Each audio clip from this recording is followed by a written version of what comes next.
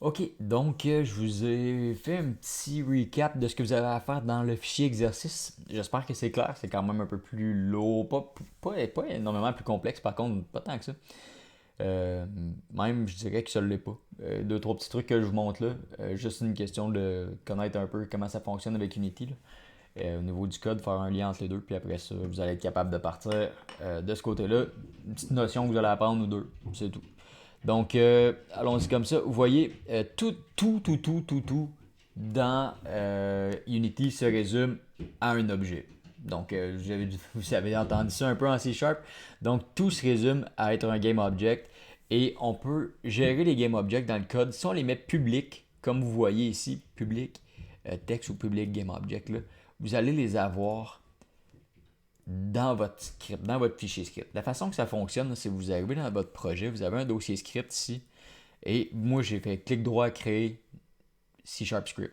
Donc j'ai créé ce script-là, je l'ai glissé déposé sur Main Event, Main Camera ici. C'est pas mal le truc que la plupart des gens font pour vrai. Il y en a qui vont faire un petit peu différemment, là, ils vont mettre un Game Manager, quelque chose comme ça, mais il y en a qui vont faire suivre ça sur tous les objets. La meilleure solution, c'est souvent de leur trouver où ce que c'est supposé être.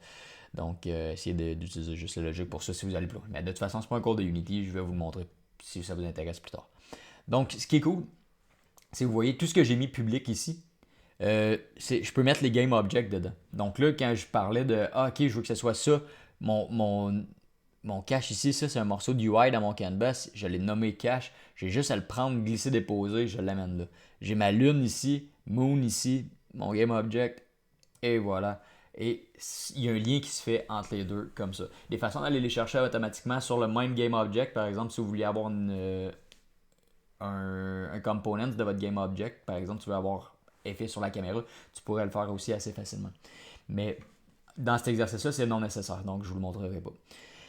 Euh, donc, c'est ce qu'il y en est pour le code. Et après ça, en fait, quand on vous dit faites des set active true or false, là, c'est super simple. Je vais le faire sur le Rocket. Set active, il est actif, il est à true en ce moment. Maintenant, il est à false. True, false, true, false, true, false. Aussi simple que ça, c'est ce qu'on va faire. Évidemment, là, je vous dis éventuellement de faire true, false sur la Lune.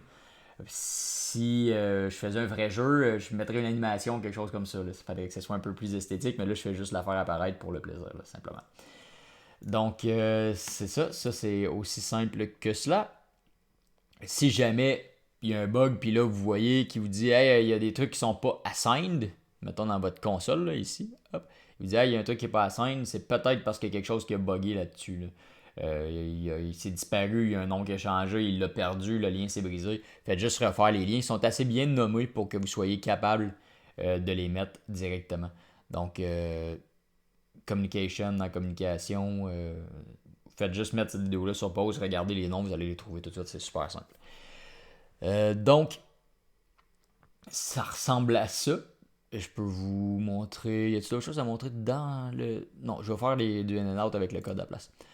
Ok, donc, vous voyez, ça c'est le code que j'ai mis pour vous. Je l'ai vidé en grande partie. Je vous montre pas les properties parce que je veux que vous les fassiez premièrement, puis parce que c'est tellement simple, il n'y a rien de particulier là-dedans.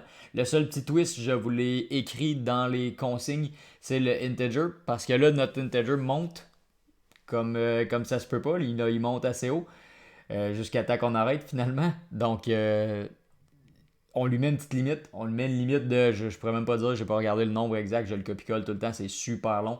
C'est juste parce qu'en fait, quand on arrive avec un integer, on a une certaine mémoire possible, ça va être un certain nombre. Et le nombre maximal, c'est celui que je vous ai donné. Si vous allez, là, ça finit par 47. Si vous allez à 48, vous retombez dans le négatif. Donc, on lui met une limite, on lui dit, tu peux pas aller en haut de ça. Puis tu peux pas aller en bas de zéro, de toute évidence. Donc, c'est ce qu'il y en est pour ça. Je crois que mes explications sont assez claires pour ça. C'est pas un problème. Vous devriez être capable d'arriver là. Dans le void update, je vais aller me chercher les trucs. Dans le update, c'est simplement l'algorithme qui fait quoi? Dans la méthode start, on fait rien. Le start, on l'a ici. Ok, je peux vous expliquer un petit truc en commençant. Oui, j'ai une méthode start ici. Hop. La méthode, si vous avez déjà fait de l'Arduino, ça ressemble beaucoup à Arduino. Les jeux vidéo sont tous faits dans ce même principe-là. Vous avez au minimum deux méthodes qui vont driver le jeu. Le jeu, en fait, c'est surtout une boucle infinie qui va refresh les rates, les frames à toutes les clocks. Toutes les ticks que tu vas avoir dans ton processeur, il va ramener une image. Donc, cette boucle-là, c'est ta méthode update. Donc, nous, ce qu'on va faire, c'est simplement dans le start c'est celle qu'on a instanciée une seule fois, on va simplement lui changer le texte de notre champ speed. Donc, pour qu'il soit stable là. J'aurais pu le faire à la main si ça me tentait plus. Je suis rendu là, je l'ai mis juste dans le code. Vous n'avez pas touché à la méthode start du tout. Dans l'update, par contre, vous avez un petit truc à faire. Dans l'update, c'est la méthode loop qui va arriver tout le temps. Il y en a deux qu'on va utiliser. On va utiliser update et late update. En ce qui vous concerne, pour l'instant, dites-vous que ça fait la même chose. D'accord?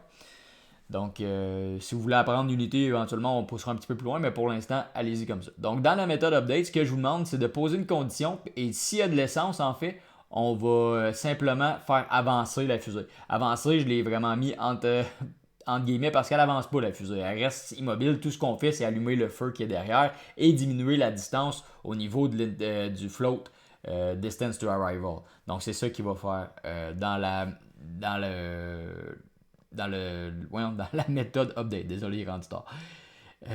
Distance arrival du produit entre et OK. Ça ici, c'est une propriété qui est fournie par Unity. Donc, vous pouvez simplement écrire ça time.delta_time et vous multipliez ça par le speed et vous allez avoir le résultat qui va être exactement le mien. Vous pouvez jouer avec les valeurs, ça c'est libre à vous, amusez-vous. Mais moi, c'est ce que j'ai fait. Dans la méthode late update, donc tout de suite en dessous, vous avez d'autres petits trucs. Je vous laisse les lignes qui sont là, je vous les laisse.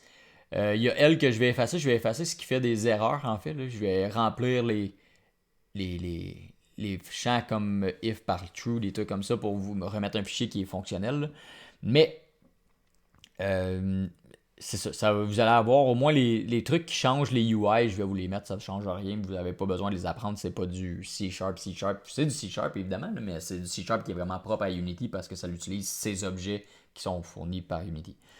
Donc, qu'est-ce qu'on fait dans le late update? J'ai mon truc ici, on crée deux petits algos. Donc, on augmente la propriété cache parce que vous avez vu quand on appuie sur play, le cache il monte sans arrêt. Donc, le cache, dans le fond, je l'ai fait encore là avec une petite passe-passe de time.delta_time si je ne me trompe pas. Le produit entre time.delta_time et 1000. Donc, assez simple encore là. Et on l'arrondit à l'unité supérieure. C'est cela le petit truc par exemple. Donc ça c'est un truc en programmation, vous avez le choix d'arrondir, normalement d'arrondir à l'unité inférieure ou à l'unité supérieure. Ce qu'on appelle du ceiling ou du flooring en anglais. Donc c'est mat.ceil en C#. Donc vous pouvez utiliser cette méthode-là pour arrondir par en haut. Donc je vais l'effacer. Je vous conseille de la noter ou de la trouver, ça c'est assez facile. Sinon, ça c'est pour le cache. Et pour le fuel, c'est le produit entre encore time.delta_time. Parce que time.delta_time, il faut savoir que c'est une propriété qui évolue avec le temps. De toute évidence, c'est le temps qui passe en fait qu'on va essayer d'aller capter avec ça. Et 5. Donc je fais time.delta_time x 5. Les lignes fournies, je vous ai spécifié que les lignes que je fournis à l'intérieur du code, c'est souvent du texte pour afficher l'interface utilisateur. Il y a une méthode byFuel. Donc, byFuel, vous devez savoir si le joueur a suffisamment de cache. Donc, vous faites un gros if là-dessus. S'il y a assez de cache, vous le diminuez de 30 000. Évidemment, si la valeur qu'il faut comparer, c'est 30 000. Et on augmente la propriété de fuel de 50. On active le feu de la fusée avec la ligne exact fire.setActive true. Et sinon, on écrit simplement fond insuffisant. Je vais remettre ça. Catégorie 11. Et voilà. Pour la méthode Upgrade Engine, c'est un peu la même chose en fait. Donc, on va juste voir si l'utilisateur a assez d'argent. Donc, s'il y a 50 000, oui. Puis, s'il y a, il y a assez de cash, on va augmenter le speed en fait. Donc, la variable speed, la propriété speed, qui va avoir un impact dans la méthode, me semble, update, je crois. Ouais, donc qui est ici la propriété speed, dans le fond, c'est le time.delta_time.speed sur le distance to arrival. Donc on le diminue de ça. on diminue la propriété de Sense Arrival de ça par ça. Fait que c'est ça qui va faire ça. Donc, à toutes les fois qu'on va augmenter, ben, vous voyez en fait que c'est le coefficient directement là. Si vous le voulez en version match, je peux vous le faire en version match aussi, mais en texte, c'est plus facile, je pense, pour commencer. Donc, si vous avez des questions, des problèmes d'installation, quoi que ce soit, n'hésitez pas. Je peux vous dire quelle version d'Unity j'utilise. Vous pouvez probablement utiliser pas mal n'importe laquelle. Le projet risque d'être un peu gros. Je vous ai mis un pack de particules qui est assez fat là-dedans. Là. Il devrait être assez lourd. Mais ça vaut la peine de l'explorer si vous voulez vous amuser. C'est quand même plutôt esthétique. C'est cool. Donc, Unity 2019.4.18 F1. Donc, installez cette version-là si vous voulez pas avoir de détails, là, que ça marche directement. Et ça devrait bien aller. Donc, faites-moi signe s'il y a quoi que ce soit.